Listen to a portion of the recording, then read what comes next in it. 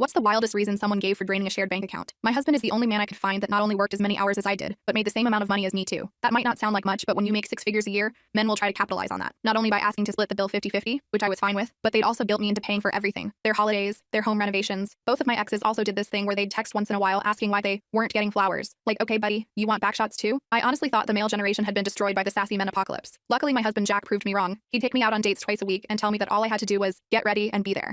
He was literally perfect. My man. So when we were 2 years into our marriage and I got a promotion at work, Jack was the first one I told. Baby, that's even more money than I make, he exclaimed. I nodded and we proceeded to go to the Capitol Grill in New York City. When the bill came around, I expected him to put his card down like always. Instead, he practically fled to the bathroom. Little did I know that was the first turning point of our marriage. Usually we'd get home at around the same time, but after that I'd come home to find him already on the couch watching a basketball game. So when this happened for weeks in a row, I asked him what was going on. Oh, I forgot to tell you, I cut my hours in half at work. He said it like it was the most casual thing ever. I'm sorry, honey. I just figured that since you're earning so much, there's no need for us both to work so hard anymore. The more he talked, the more it made sense. You see, at some point I will be pregnant and taking care of our newborn babies, so it's only fair that my husband gets the chance to take time off too, right? But then he stopped getting out of bed in the mornings, started asking me to send him money for meals under $20. I was at work while thinking about this, and my friend Megan told me I had to confront Jack. I honestly was going to keep putting it off, but when I came home I saw Jack slumped over on the couch. He looked like he had been playing FIFA for almost the entire day. I lost it. Jack, what the actual F? He looked up at me and his eyes were filled with sorrow. Baby, I'm sorry for not telling you sooner. The day you got a promotion, I quit my job. Honey, why? Can we please not talk about this right now? He cut me off. I sighed. His mouth was covered with what looked like layers of nacho cheese Dorito dust. The room smelled like a sweaty carcass. His butt had sank so far down into the sofa I thought he might disappear, but I respected his wishes and went to bed. Well, kinda. I waited until he was asleep and logged onto our shared savings account. I needed to see if we would be okay until he found another job. Spoiler alert, we would not be. Turns out my husband had drained over $50,000 in just 6 months, all labeled as an unknown expense. I bit down on the inside of my cheek until I tasted red. I know the rational explanation was to assume infidelity, but something in me knew that Jack wouldn't do that. When 6 a.m. hit, I couldn't take it anymore. I shook him awake. Jack, you need to explain right now why you quit and what exactly you spent $50,000 on. His eyes blinked slowly, so I poured water on his head. Okay,